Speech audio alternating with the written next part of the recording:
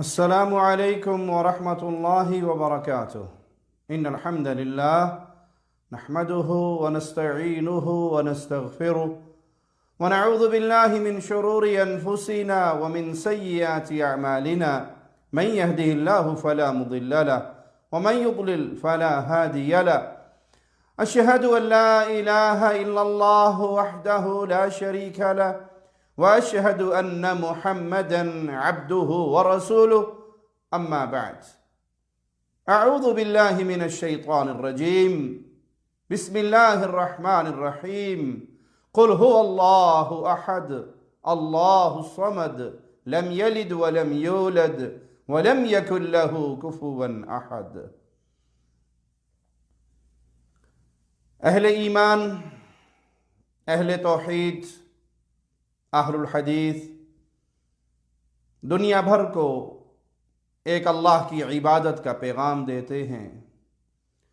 انبیاء کی دعوت کو اپنے سینے سے لگا کر نبوی منہج پہ چلتے ہوئے قولوا لا الہ الا اللہ کی دعوت عام کرتے ہیں. جن لوگوں کا غیر اللہ کی عبادت سے رشتہ ہے، جن کا دین غیر اللہ کی پوجا کرنا ہے، وہ اہل ایمان کو، اہل توحید کو ہر دور میں برے القابات سے نوازتے رہے. اہل توحید اور اہل شرک کی یہ چپکلش چلتی رہے گی. پیارے نبی صلی اللہ علیہ وسلم نے جب دعوت توحید دی، اس دور کے اہل شرک نے بھی کسی نے ساحر کہا، کسی نے کاہن کہا، کسی نے شاعر کہا، مختلف الزامات لگاتے رہے. اور اہل شر کا یہ معاملہ آج تک جاری ہے. آج ہی ہم نے قبر پرستوں کے ایک وکیل خادم حسین رضوی، اس کا ایک کلپ دیکھا کہ اس کے ایک پروگرام کے اختتام پر ایک مسجد کے مینارے سے آذان بلند ہوئی، اللہ اکبر کی صدائیں بلند ہوئی. تو وہ کہنے لگا، چلو اے اذان تے وابیاں دیے اے دا کی ادب اے تے ہے ہی سور دے سور، انا للہ و انا الیہ راجعون. یہ جسمانی اور ذہنی مریض اس کی زبان سے نکلے ہوئے اللہ مالک کی گستاخی پر مشتمل یہ جملے. آذان شعائر اللہ ہے، اسلام کی نشانی ہے، جس میں اللہ کا نام بلند کیا جاتا ہے، رسول اللہ صلی اللہ علیہ وسلم کی رسالت کا عقیدہ عوام کو سنایا جاتا ہے. جس آذان کو کفار بھی سنتے ہیں تو سر جھکا دیتے ہیں، ادب و احترام کرتے ہیں. یہ فرقہ پرست مولوی فرقہ واریت کی آگ میں اہل توحید کی نفرت سے اس کا دل کتنا جلا ہوا ہے، اس کے اندر اہل ایمان کا، اہل توحید کا بغض کتنا بھرا ہوا ہے کہ اس اہل توحید کے بغض میں یہ اللہ کی گستاخی کرتا ہے، اللہ کے نام کی توہین کرتا ہے. اور اس جرم میں یہ اکیلا نہیں ہے، ہر دور کے اہل شرک کا یہی حال رہا.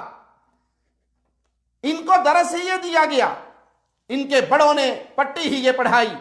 یہ ہمارے ہاتھ میں ملفوظات احمد رضا خان بریلوی جہلم سے شائع ہوئی، ناشر ہے اس کا بک کارنر پرنٹرز پبلیشرز مین بازار جہلم، اور اس کا صفحہ نمبر 98 ہے.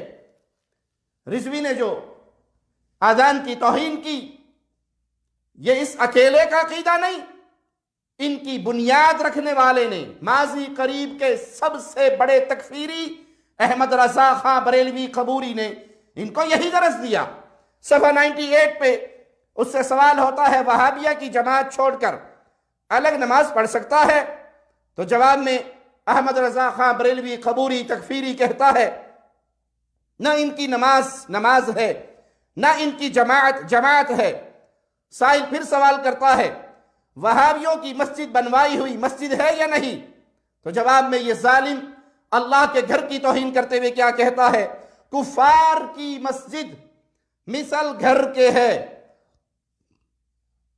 اہل ایمان کو، اہل توحید کو، اہل الحدیث کو احمد رضا خاں تکفیری، قبوری، بریلوی کافر کہتے ہوئے لکھتا ہے کفار کی مسجد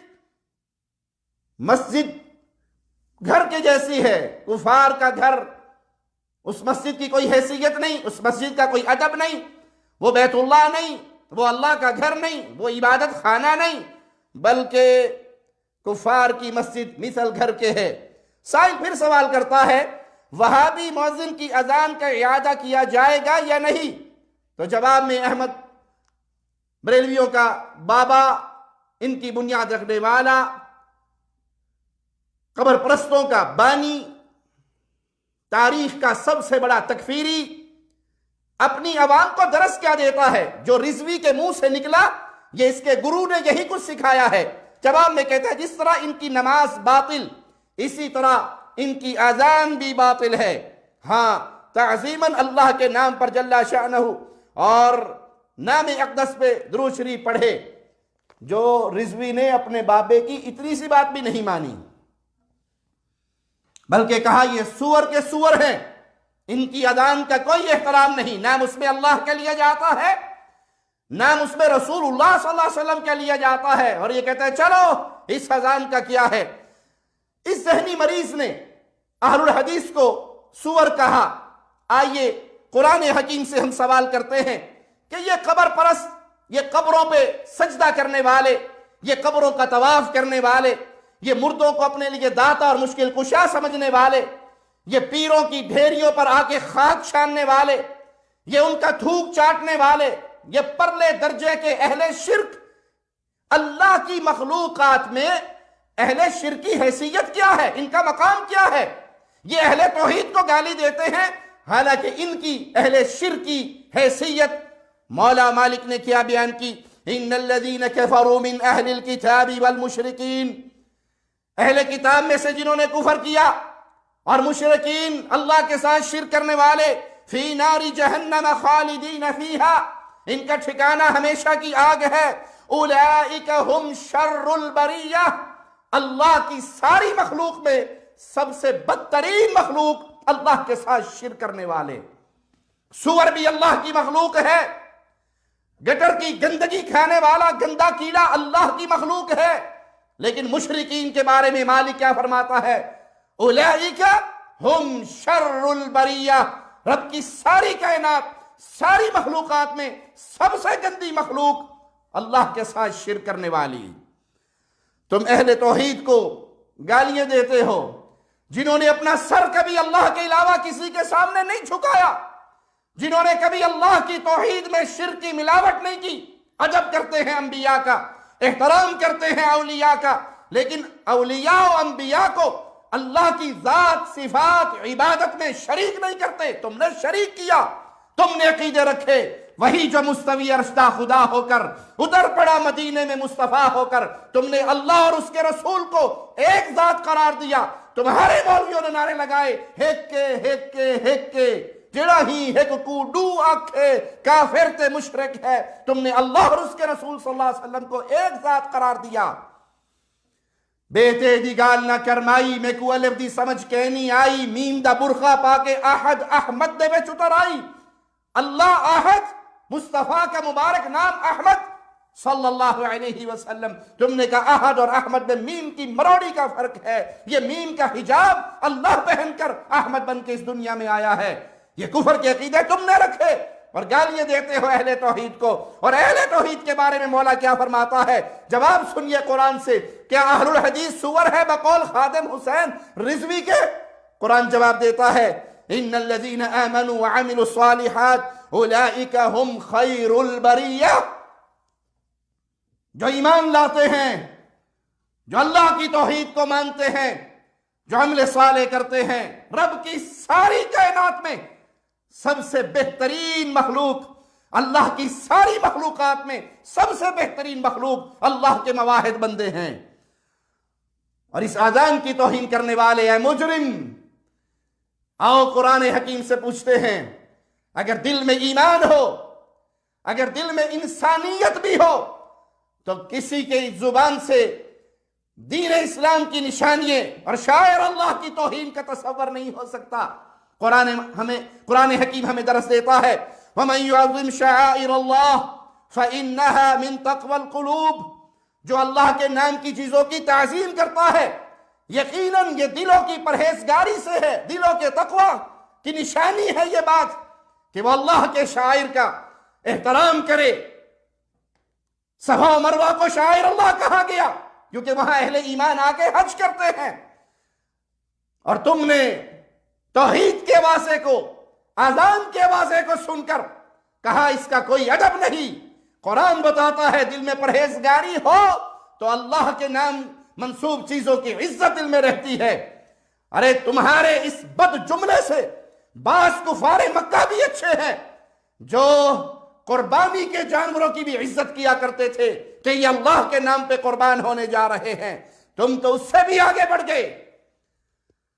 اور بہت سارے لوگ بے چین ہیں ان قبر پرستوں سے بغلگیر ہونے کے لیے، کسی طرح ہماری محبت اور فضائیں باقی رہے، لیکن یاد کرو وَلَن تَرْضَى عَنْكَ الْيَهُودُ وَلَا النَّصَارَى، قرآن خبر دیتا ہے یہود و نصارہ کبھی مسلمانوں کے دوست نہیں ہو سکتے، مسلمانوں سے راضی نہیں ہو سکتے، ہاں ایک ہی شرط پہ راضی ہوں گے، وہ شرط قرآن حکیم نے بیان کی حَتَّى تَتَّبِعَ مِلَّتَهُمْ، جب تم ان کی ملت میں چلو گے، ان کے راستہ اختیار کرو گے، تب یہ یہود و نصارہ مسلمانوں سے راضی ہوں گے۔ اور ایسے ہی کوئی قبر پرست کبھی کسی مواحد سے راضی نہیں ہو سکتا۔ ان کو حسد کس بات کی ہے، ان کو غم اور غصہ کس بات کا ہے کہ یہ صرف ایک اللہ کی عبادت کیوں کرتے ہیں، یہ ہماری طرح مردوں کو داتا کیوں نہیں کہتے، مردوں کو غریب نواز و بندہ پرور کیوں نہیں سمجھتے، مردوں کو غوث اعظم کیوں نہیں کہتے، یہ فقیروں کو گنج بخش کیوں نہیں کہتے۔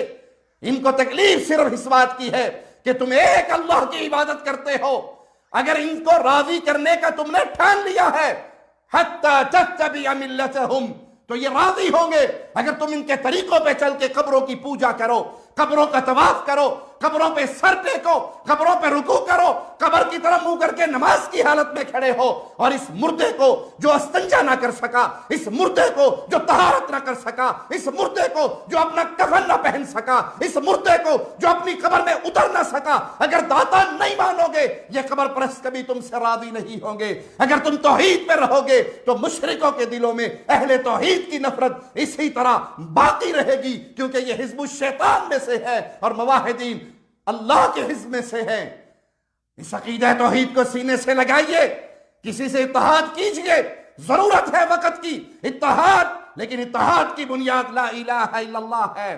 اگر کسی کو اہل توحید سے ایسی نفرت ہے کہ وہ اذان کے احترام بھی نہیں کرتا اور اہل ایمان کو سور قرار دیتا ہے، اور تم پھر بھی اس کو گھٹنے ٹیک کر اس کے سامنے ماتھا، اس کے ہاتھوں پہ بوسے دینے کے لیے تیار ہو چکے ہو، تو اپنے ایمان کی فکر کیجئے۔ موحد کبھی توحید پہ کمپرومائز نہیں کرتا۔ اللہ سے دعا ہے اللہ ہمیں زندہ رکھے تو ایمان کی بہترین حالت میں رکھے، موت دے اسی توحید کی دعوت کا چوکیدار بنا کر دے، شہادت کی موت دے کے اللہ اپنی جنت میں داخل فرمائے۔ اقول قولی ھذا واستغفر اللہ لی ولکم ولسائر المسلمین۔